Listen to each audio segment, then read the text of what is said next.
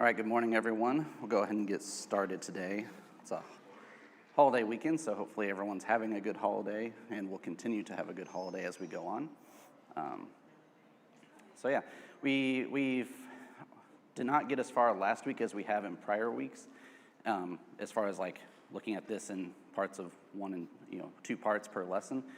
So we do have a whole bunch to get through today, and so as a result, I'm not seeing anyone in here who has not been in this class before and heard this 40 times by now. So we're going to kind of fly through and just get to the point where we ended up last week and continue on from there. I think the one thing I will do is once again read Romans chapter 12, verses 1 through 8, and then we'll jump into where we left off last week. I urge you, therefore, brethren, by the mercies of God, to present your bodies a living and holy sacrifice, acceptable to God, which is your spiritual service of worship. And do not be conformed to this world, but be transformed by the renewing of your mind, that you may prove what the will of God is, that which is good and acceptable and perfect. For through the grace given to me, I say to every man among you, not to think more highly of himself than he ought to think, but to think so as to have sound judgment, as God has allotted to each a measure of faith. For just as we have many members in one body, and all members do not have the same function, so we, who are many, are one body in Christ, and individually members of one another. And since we have gifts that differ according to the grace given to us, let each exercise them accordingly. If prophecy, according to the proportion of his faith; if service, in his serving; or he who teaches, in his teaching; he who exhorts, in his exhortation; he who gives with liberality; he who leads with diligence; he who shows mercy with cheerfulness. All right, so we're talking about the leadership one today, which we're calling administrator. If I can get all the way through again. Should just start on this, Once again, we're not talking about an office here. We're talking about characteristics that would make someone a good leader or administrator, or the term that I've kind of come down to, the word I keep coming back to is guide or advisor would be a better probably way of looking at this. I can go ahead and put all these on here. So one who guides those in his or her sphere of influence towards the long-term goal with care and diligence. Talking to Dwayne last week, I think I wasn't really pushing the care part enough, and it seems like that was part that you were mentioning that is also important when we're looking at this.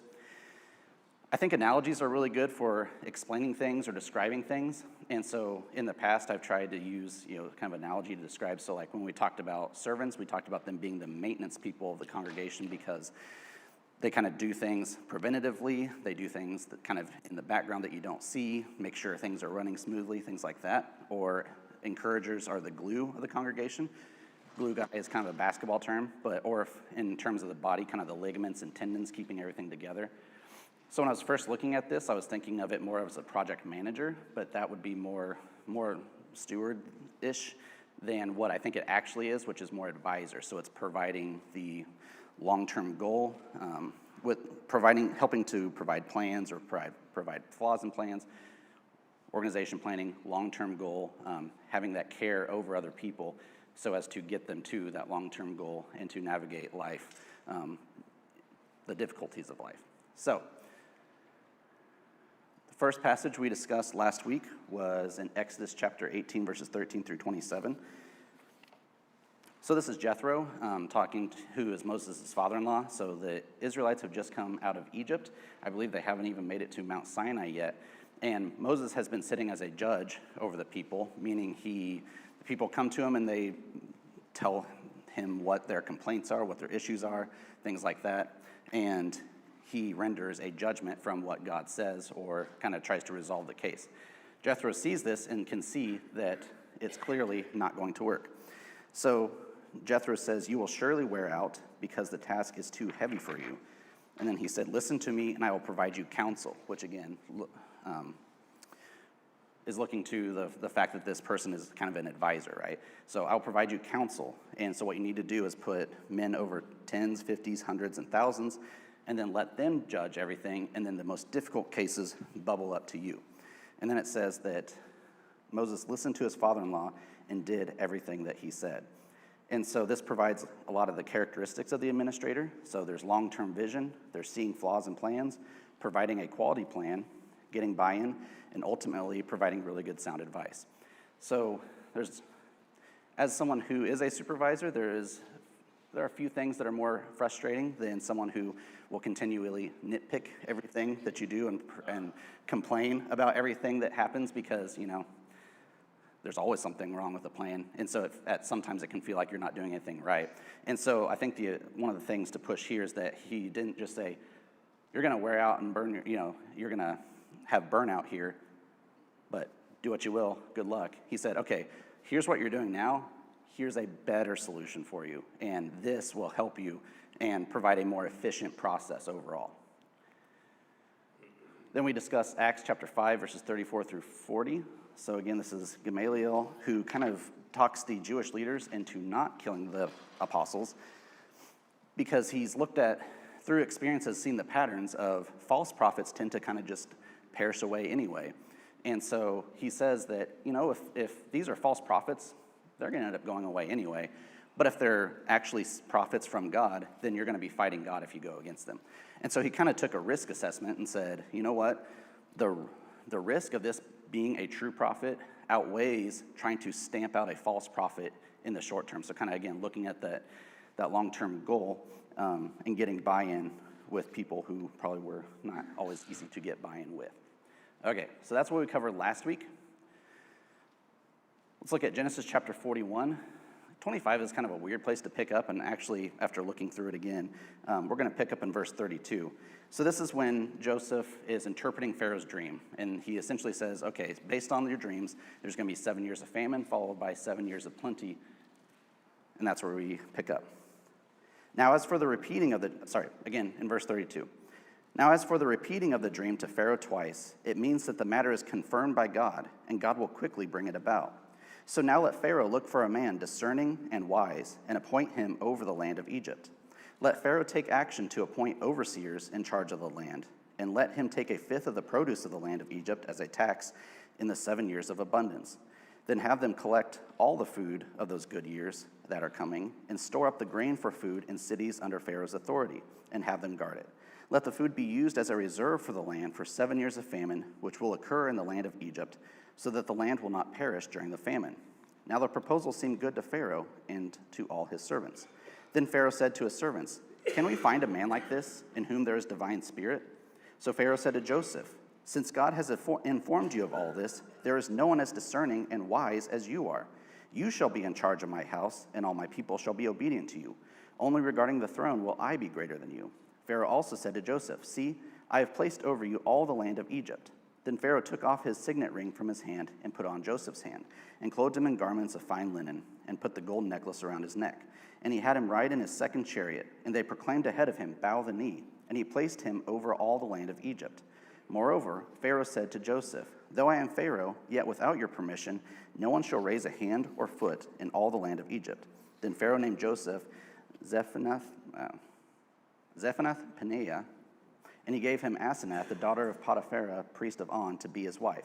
And Joseph went out over the land of Egypt. Now Joseph was 30 years old when he stood in the presence of Pharaoh, king of Egypt. And Joseph went out from the presence of Pharaoh and went through all the land of Egypt. And during the 7 years of plenty, the land produced abundantly. So he collected all the food of those 7 years, which occurred in the land of Egypt, and put the food in the cities. He put in every city the food from its own surrounding fields. Joseph stored up grain in great abundance, like the sea of the sand, until he stopped measuring it, for it was beyond a measure. So again, let's look at the characteristics of what made Joseph a good in this role. So yes, everything that he had came from God. So he had the ability to interpret dreams. But again, everything that we all have and all of our abilities do come from God as well.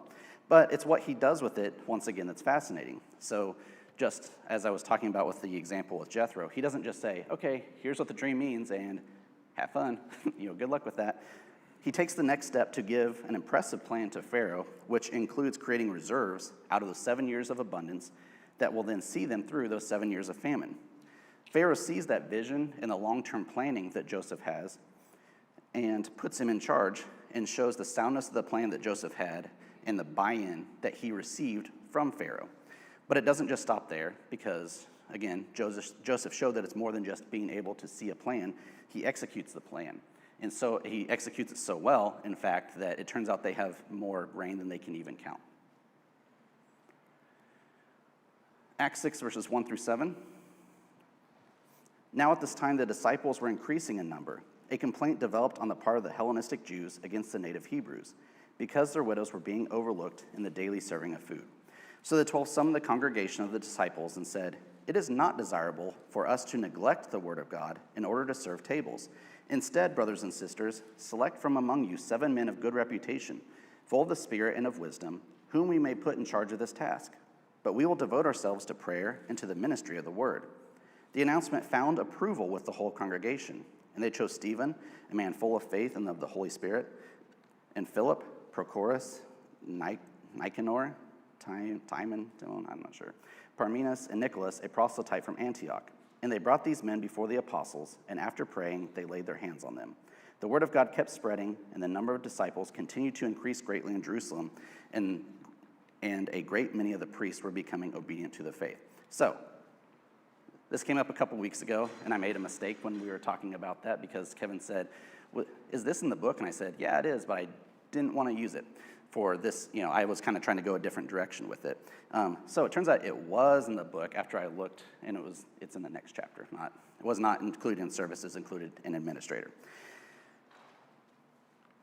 So Doug points this out as an example in the book of the apostles demonstrating this gift. And I also did see this when I was looking through passages that describe servants, but again, thought I wanted to go a little bit different direction with it. So once again, this isn't about an official office like what the apostles were doing, although I guess that's not necessarily, we'll just ignore that part. But looking more at the characteristics of what makes a good administrator and whether or not that is a person in an official office is a better way of wording it. So this passage demonstrates that what we'll discuss in the maturity section, which is their deliberate pace, their problem-solving ability, and ability to remain cool in a pressurized situation. So here there's a big problem with preferential treatment being shown. But again, so this comes back to being deliberate. So being deliberate does not mean being lazy. It doesn't mean that you're putting something off. It just means you're taking the time to do something right. So instead of hastily running off and saying, "You're right, we have a problem, let's go there," they said, "Okay, let's take a look at the big picture, the big situation. We have this problem that's going on. Clearly the problem needs to be addressed, but what we're doing now also doesn't need to be neglected. So how can we come up with a plan that fits, that will solve all the needs that we have here?" And so they end up coming up with a great plan, which is to delegate others with the task of solving that problem. And so the announcement finds approval among the congregation, and so what could have been this really big issue ends up being fixed. And it's not a surprise that then right after that it says the word of God continued to spread. So again, showed the long-term foresight, the deliberation, the problem-solving abilities, and looking at the big picture. Luke chapter 16, verses 1 through 8. Now he was saying to the disciples, "There was a rich man who had a manager, and this manager is reported to him as squandering his possessions. And he summoned him and said to him, 'What is this I hear about you? Give an accounting of your management, for you can no longer be a manager.' And the manager said to himself, 'What am I to do, since my master is taking management away from me? I am not strong enough to dig. I am too ashamed to beg. I know what I will do, so that when I am removed from the management, people will welcome me into their homes.' And he summoned each one of his master's debtors, and he began saying to the first, 'How much do you owe my master?' And he said, 100 jugs of oil. And he said to him, 'Take your bill and sit down quickly and write 50. Then he said to another, 'How much do you owe?' And he said, 100 cores of wheat. And he said to him, 'Take your bill and write 80. And his master complimented the unrighteous manager because he had acted shrewdly. For the sons of this age are more shrewd in relation to their own kind than the sons of light.'" So these next two examples, once again, we're just looking at the characteristics of what goes into the situation. So the manager of this rich man is called to give an account to what he's been doing. He immediately recognizes that he doesn't have the skill set to do other things, and so he says, "I got to come up with a plan if I want to continue to utilize my skill set in this way moving forward." And so he enacts a clever plan. He has a long-term vision to realize that he can provide a win-win opportunity with the safety net of forging a relationship so that he has a fallback option if this doesn't go well for him. Instead of requesting debt repayment at full price and receiving nothing, he negotiates down the debt to an acceptable level that it's a good amount to collect on that debt, but also it's a good deal for the borrower so that they immediately say, yep, sounds good, I'll go ahead and give you the money or the resources back now. So this puts him in good graces with the borrower and turns out to be able to help the master out. So again, when looking at the characteristics of someone who's a good administrator, clever planning, looking at the long-term ramifications of something, being at the top of mind. Finally, Matthew chapter 25, verses 14 through 30. For it is just like a man about to go on a journey, who called his own slaves and entrusted his possessions to them. To one he gave 5 talents, to another 2, and to another 1, each according to his own ability. And he went on his journey. The one who had received the 5 talents immediately went and did business with them, and earned 5 more talents. In the same way, the one who had received 2 talents earned 2 more. But he who received the 1 talent went away and dug a hole in the ground and hid his master's money. Now after a long time, the master of those slaves came and settled accounts with them. The one who had received the 5 talents came up and brought 5 more talents, saying, Master, you entrusted 5 talents to me. See, I have earned 5 more talents. His master said to him, Well done, good and faithful slave. You are faithful with a few things. I will put you in charge of many things. Enter the joy of my master. And the one who had received 2 talents came up and said, Master, you entrusted 2 talents to me. See, I have earned 2 more talents. His master said to him, Well done, good and faithful slave. You are faithful with a few things. I will put you in charge of many things. Enter the joy of your master. Now the one who had received the 1 talent also came up and said, Master, I knew you to be a hard man, reaping where you did not sow, and gathering where you did not scatter seed. And I was afraid, so I went away and hid your talent in the ground. See, you have what's yours. But the master answered to him, You worthless, lazy slave, did you know that I reap where I did not sow, and gather where I did not scatter seed? Then you ought to have put my money in the bank, and on my arrival I would have received my money back with interest.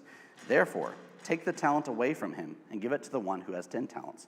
For everyone who has, more shall be given, and he will have an abundance. But from the one who does not have, even what he does have shall be taken away. And throw the worthless slave into the outer darkness. In that place there will be weeping and gnashing of teeth. So, once again, we're not looking at this necessarily from the point that of the parable. What we're doing is highlighting the characteristics of what made the administrators in this example good versus the administrator who was not as good. So in this example, we're looking at diligence. So again, diligence is steady, earnest, and energetic effort. So the point of the parable as Jesus intended isn't necessarily a takeaway as what we're talking about. The takeaway is that steady and energetic effort is needed for the administrators to do the best job according to their ability.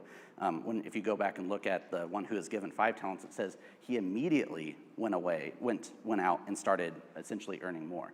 So it's that diligence of immediately taking action and persistently, consistently doing those things. So it took good planning and foresight, but action is also needed for the administrator to be at their best. So again, it's not a one-time thing like just burying the money in the ground and hoping it's there when you came back. It's doing this consistently. And the passage also, then I also already talked about going out immediately. So that's where we see the importance of diligence for an administrator. All right, signs of maturity and immaturity. So first of all, immaturity. They are effective planners. They are charters and statisticians, accurate in assessment, and they are goal-oriented. So administrators are analytic specialists and consultants. They're good with details. They're good at researching. They're very good at seeing strengths and weaknesses, and especially as it relates to planning. And so they know that in order for successful implementation, the plan must first be of high quality. Secondly, we just talked about the deliberate pace of the apostles in seeing a need. So their pace is deliberate. They desire promptness, preparedness, and completeness. So something Doug points out in the book, which, once again, this is from his experience, and so I just point this out that he says this, not necessarily agreeing or disagreeing. He says that administrators often arrive early to church because being late, unprepared, and not thinking through a situation completely would be a foreign concept to them. The deliberate pace means they aren't slow, they just don't get rushed, and they don't fall into making a hasty decision. Instead, they fully understand the problem and fully analyze the situation and remain calm under pressure to make that a sound decision or plan. And then third, they want to participate. So they're leaders, they're organizers, and they're problem solvers. So administrators are often very organized. They're very good at problem solving. People look to them naturally for guidance and for help and to work through an issue that they might have. People also naturally look towards them as leaders. Mature administrators don't have to tell people that they can lead. Other people can see it by their actions. And the mature administrator wants to be involved with people in the body to help them through the tough situations or to consult with the body as a whole to help the body through the problems they may have, or again, to look at the long term of where the body is going. Signs of immaturity. They can often be abrasive. They tend to be pushy, insensitive, and know-it-alls. So again, this is looking at mature versus immature, or someone who has a lot of experience, someone who doesn't have a lot of experience. So the mature administrator knows how to galvanize others towards a plan properly. But if you're immature, you'll come off as a little bit too pushy because you don't have the experience yet in knowing kind of how to galvanize others towards a plan. They can also be insensitive to others who don't agree with them. Furthermore, rallying people to a plan is good, but if you set forth a bad plan that you rally everyone towards, then that also ends up in disaster. And then finally, the immature administrator comes off as a know-it-all who won't listen to the advice of others. Second, they are perfectionists. So they tend to be overly competitive, overly planned, and overdriven. So being good at planning and full of zeal is great, but too much can be a bad thing. It can result in over-planning situations and being too driven to plan and follow through on a plan. So this is why I always say that your greatest strength is your greatest weakness. So again, the downside of that. Something Doug pointed out in the book was that being successful early can cause an immature administrator to believe it was their gift and not God's, throwing them down a bad path. I would say that we could probably relate that to everyone as they're using their gifts. He also points out that immature administrators can tend to be plan-driven instead of people-driven, and which is, once again, a bad path to go down. And finally, they have personality struggles. So they tend to be slow to admit mistakes, they tend to be overconfident, and they tend to be self-centered. So being good at problem solving, planning, advising others, guiding others, all those things can cause the immature administrator to think that they are the ones who are perfect and not everyone else. This causes them to be self-centered and overconfident in themselves, viewing any mistakes made as a result of that other person and not of themselves. This is something that people I work with, we've pointed out there are some people who every time something goes wrong, they go, oh, I messed this up. How did I mess this up? And it's like they're overly hard on themselves and thinking that they're the mistake and not the other person. I also work with people who, unfortunately, these people work too close together. I work with other people who are like, every time there's a mistake, it's, oh, this person messed up, it wasn't me. And you have to convince them that it was their mistake. Or the other person, you have to convince them that it was not their mistake. So, again, finding that healthy balance in between. It makes sense, too, that, again, being good at problem solving and giving advice can inflate your ego because it can come off as, well, I see things that other people don't see. When in reality, again, when we're talking about these gifts, to me, a lot of it comes down to focus. So it's just that you're focused on kind of, big picture. You're focused on what the plan is. You're kind of removing emotion and looking at things objectively, whereas other people, which is a good thing to do, but it doesn't mean that that's the only right thing, right? You need to have people who are looking at emotions and looking more towards individuals as opposed to the overall big picture. And so again, just an example of how we can all try to work together to make the body as effective as possible. So again, I know we're going through this real fast, but we only have 18 minutes left and we have more to get through. So, self-assessment lens, everyone's favorite time.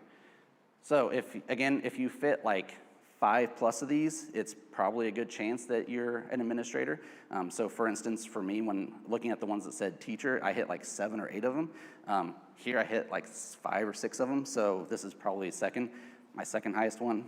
Once again, in the book, Doug actually refers to you as your top 2 gifts. So he refers to himself as an evangelist teacher. But so then for this, it would be like, teacher administrator, something like that. You could be, or as we talked about last week, potentially like encourager administrator could be another option. Okay, with that being said, when I am comfortable with a plan, then I move into action. I enjoy evaluating results from studies and research.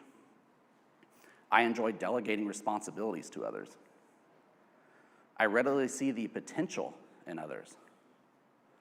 Taking responsibility for planning is not difficult for me. I enjoy organizing people, ideas, and events. I enjoy working with facts and figures. I tend to take charge in groups. Again, if you're curious on where a bunch of this stuff comes from, findmyspiritualgift.com.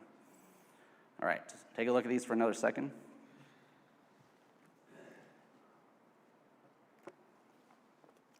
All right, does anyone in here think that this fits you? Dwayne, Tracy, Troy,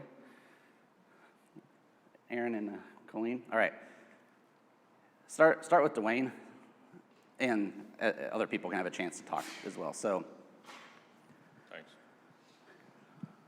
Here are the questions, that we're looking at. So, when you're going through life, what gives you energy? So, what's the thing that you're, oh man, I want to continue doing?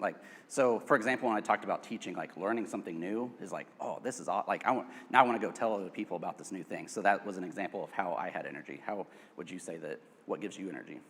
What gives me energy?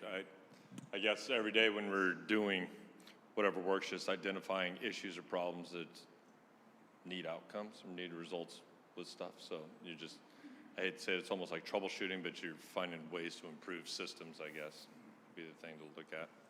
Interesting, yeah, improving the systems. So how are you active in using? That's all I've been doing for 27 years.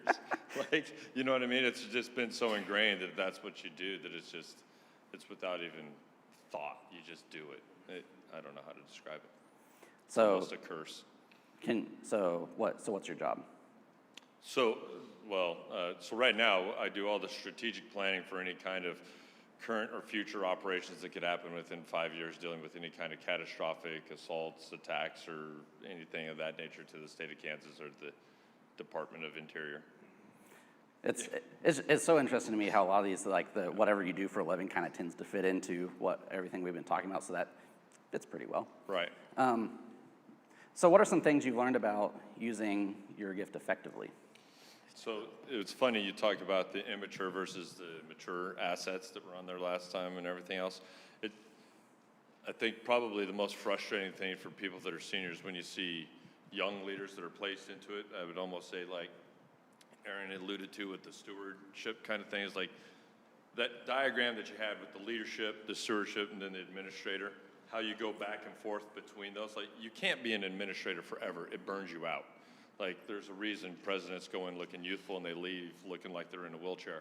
I mean, it affects you because you're just constantly making decisions, and it's exhausting. So watching the growth and the development of becoming a mature leader, realizing that you're not going to freak out over something that you can't control. You're just like, yeah, of course that was going to happen. Now we're going to do this. And it over time, you just become more mature with it, that regardless of what pops up or what happens, you're just like, yeah, of course that's the way it is going to happen. Okay, now we're going to do this. And it's like you just roll into it, whereas the young leaders, they frazzle out, and then you have to remind them, calm down. Of course this was going to happen.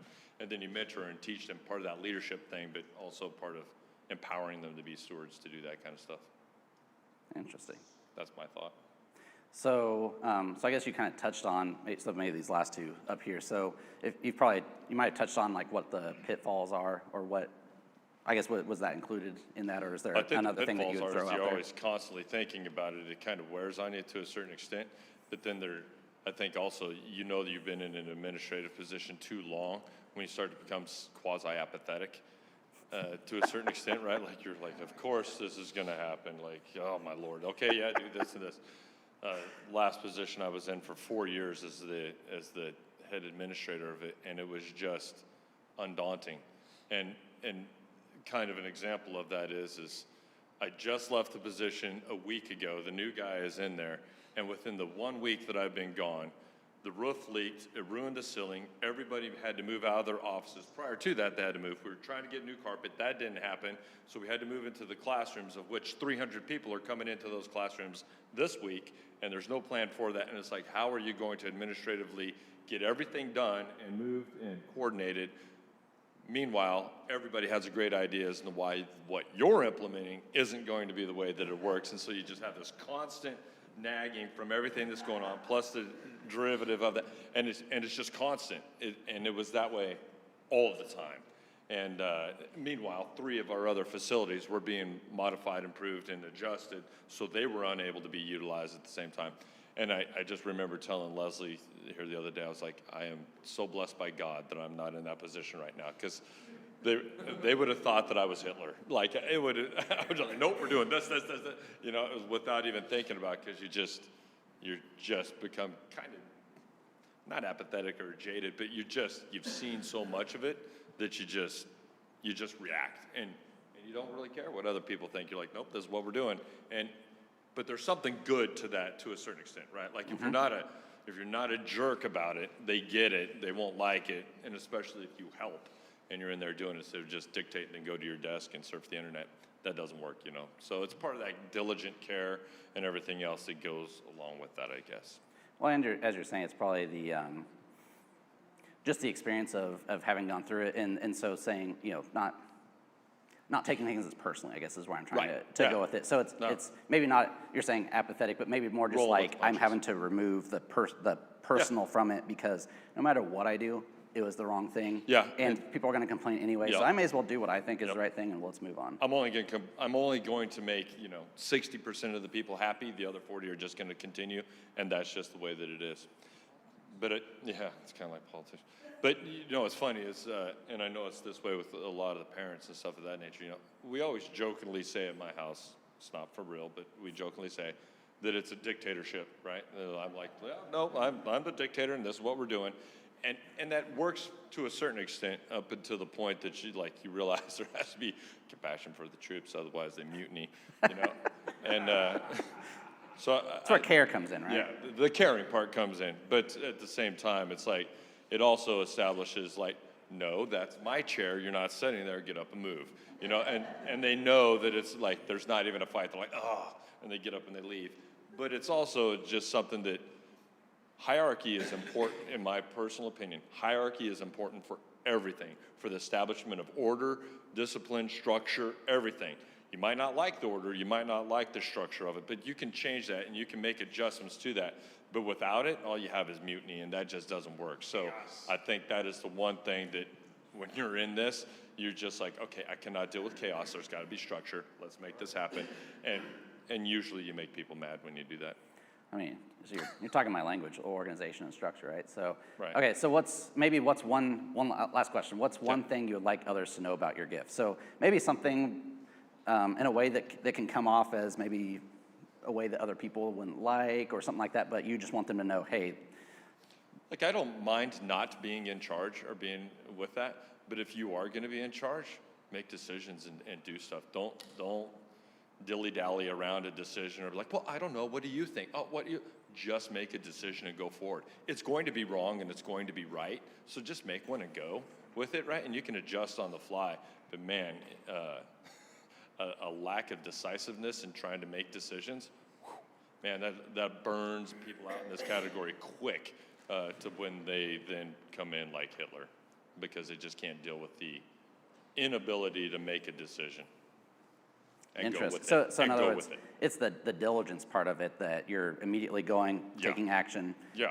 And it's not that it's not the dictator part of it. It can come off that way. Sometimes it's more like, if we don't make a decision here, this thing is going to fester and it's going to get worse. So. Right. Yeah, absolutely. Okay. Yeah. Anyone else over here want to provide any input based on the questions, or the question? Yeah, the questions, those are what they are. Questions on the screen?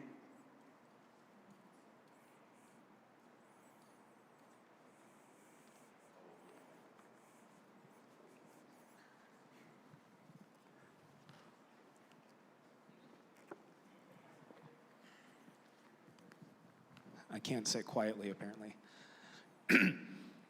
This was my number 2, although by a long shot. It was half the score of teacher, but twice the score of number 3. I like a lot of what Dwayne said, especially with making decisions, not constantly polling public opinion. I think the thing that I would add is that you can make wonderful, detailed, well thought out plans, but sometimes that can be a straitjacket for you, in that when you kind of bracket out the possibility of serendipity or spontaneity, or we try to, in a religious context, force the Spirit into our preconceived ways of doing things. And so a good plan is, it both gives you direction, but also sets you up for flexibility, in a way. And so when I'm doing a research project or something that usually starts with a question and then looking through what is already known or what have people already said about this, trying to sketch out what's the lay of the land, where are the gaps and other things like this. But if you try to circumscribe the questions that you're going to ask and the methods that you're going to use too much, most of the time my most fruitful lines of inquiry have happened because I was reading a paper in a completely unrelated field, or I was taking a walk around campus admiring the flowers in the spring, and just two things happened to connect, and from that came something that was very fruitful and a really deep insight into some problem that I was working on. So Yeah, that's a great point. I guess that's both a pitfall and a benefit. You kind of have to balance those two things. Yeah, so without getting into too many details, there may have been a plan that was set forth by the people that we work for that I think got them into a little bit of a bind with how strict it was, and they're trying to figure out how to get out of that now. Again, we're going to start divulging some secrets over here, but yeah, it was a little too rigid, and they should have thought through that a little better. Go ahead. Well, I guess I wonder whether there's a difference between administration and responsibility, because I think I've had lots and lots and lots of responsibility in my professional career. I've been a department head and so forth, but they've been much less intense than the kind of things that, for instance, Dwayne has had to deal with. You know, is the sky falling or not? You know, I've never had to deal with the sky falling. But It's just the roof. And so I wonder if I never felt a whole lot of pressure. There were occasional, all of a sudden kind of issues that came up, but not kind of a daily dealing with. And so I wonder if, is there ever any mention of trying to divide high level and low level administrative kind of roles? I don't know. That's a great question. Oh, Dwayne's going to answer it for us. Point, counterpoint. But obviously I've thought about this because I hit every one of those, and at every level that we've ever been at. Now obviously the military is a lot more structured than a civilian corporation or something of that nature, but you're always given just a little bit more, a little bit more, a little bit more. But at the same time, I've been in positions where two of my contemporaries were immediately relieved and sent away for bad actions happening at the time of training and doing things, right? And so I think, at least the environment that I was in, it was like, you either step up and you perform, or you're removed and your career's over, kind of thing. And so with that comes, what's that saying, with great power comes great responsibility kind of things. I said big paycheck comes big responsibility, but Yeah, same kind of thing, right? And I think when you start, there's a reason CEOs are relieved and all the stewards are not, right? There's a reason that, leaders of a corporate floor or something of an assembly line are fired, but all the shift managers and things of that nature are not, right? And that's how growth occurs, and that's how people move up, and that's how you're given more responsibilities of that and stuff and everything else. It doesn't mean that you're not an administrator, that maybe you're not that top dog administrator thing that occurs, right? That very, very, very, very, very few people ever elevate to that position. But there's a ton of lower level administrators that have a lot of responsibility and a lot of tasks that are put upon them, but aren't necessarily the type to get relieved for the sky falling. Okay, Hans, then Colleen, and then we're moving on to the next slide because we only have a couple minutes left. Hans. Well, that's a great word. So the only thing I'd add to that is there is a way to escalate or divide whether something is dire, life-threatening, or maybe it's just a paperwork that didn't get sent in, but it's going to effectually change somebody's life anyway, whatever it is. There are in-between jobs, not just say the military, which is very high risk, I believe, and then somebody who's just whatever they may do in their life. But if you're in construction or you're in any sort of infrastructural work or things like that, and you've been in it for, say, almost 30 years or whatever, you have to at least have a grasp on reality. You cannot be somebody who has paralysis from analysis. You have to engage, create that plan, and you may only get about a minute. So, and I know all of his people have done many different jobs, and so we can really kind of say we are all in that type of position. But yes, there are those where people get hurt, die, their lives will change forever, and that sort of thing. But you just need to think, if you are serving them, you're going to be straight out. You don't even have to think about it. You just do what's right, and then you have to deal with OSHA. Mm-hmm. Yeah, that's a good point. Okay, Colleen. I've never been an administrator. I've been a supervisor, but they wanted me at the hospital to be an administrator, but you have to have your bachelor's degree. And a good administrator will listen to the people that are under them. Under administrators, there's other leaders. And they need to listen to those people because they're the ones working out in the world or working wherever, and they know sometimes what the administrator needs to be aware of. We built a brand new multi-million-dollar hospital, and our administrator would not listen to the nurses, would not listen to the people who were actually going to be using that hospital. It got built, and it's not good. It's good, but anyway, so I just think it's very important if you're going to be an administrator that you take into account the leaders that are under you to help you administer. Yeah, that's a great point. So just super quick, like where I work in the dean's office, you have the dean who has their admin team, and they have their leadership team, and those are the people they count on to provide all the great decision-making, and they are listening to the people who are below them, and so in theory, a great organization would flow up that way. So one thing that I wanted to add that Dwayne said, we're almost out of time, but worship coordinator today won't mind. So one thing that Dwayne said was that you kind of have to be prepared for the worst situation. In where I work, we always say, what's the dumbest thing that could happen out of this? And that's what happens. So, all right, real quick, ideas for action. Volunteer to gather information for projects. So be the person that actually compiles a list of volunteers, gets the quote for new equipment or building materials, researches the new curriculum. So even if you're not the person making that decision, do all that legwork for them. Teach a class on personal finance for Christians. So people who are good at administrators tend to be pretty good at their money. So help others to be good with their money, to free up the stress that comes along with that for them. Make yourself available to others for problem solving. So again, that could be just individuals that you see or maybe different functions within the church body. Organize an event or volunteer to help organize all special events.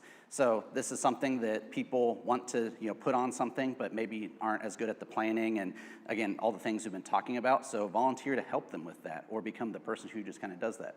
Be a chairperson for various committees. So we have like the minister search committee. We have the outreach committee going on. So be on that committee and be kind of that administrative person who's the liaison with the elders and make sure that we're staying on task and thinks through all the details and looks at the overall plan, those types of things. Offer to assist other deacons or coordinators with their functional area. So, just being able to understand what they're doing and to then be able to provide some of that advice if you're seeing something that maybe could be done a little bit better, of course, in a tactful way. And I'm sure that people would take the assistance as well. Look for projects, events, or groups that are disorganized and offer assistance. So an example, just real quick, that I came up with, that I was trying not to come up with something that actually was like going on at church and be like, oh, this isn't going well. So say you have a couple people who are, driving, going to nursing homes and driving them, but it's like two people, and 1 week they both got there because they didn't realize that the other one was doing it, and another week they missed because they thought the other one was doing it. So go, okay, this isn't working out as well. Let me pull a list of volunteers. Let me kind of put that together and put a schedule together for you. So like, kind of guide them through the process of trying to start that ministry.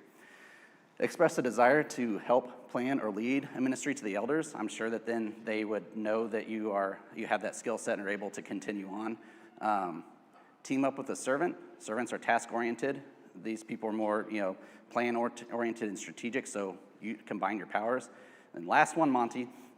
So be the vacation Bible school advisor, coordinator, assistant, not trying to step on any toes if like that's going on and we're doing it through the summer like we have in the past. There's more of just an example of this type of thing, a big undertaking. A lot of people like volunteering for, but not a lot of people like planning for. So offer to and be included in those plans. So that is all for today. Thank you all for your time. We'll talk about giving next week.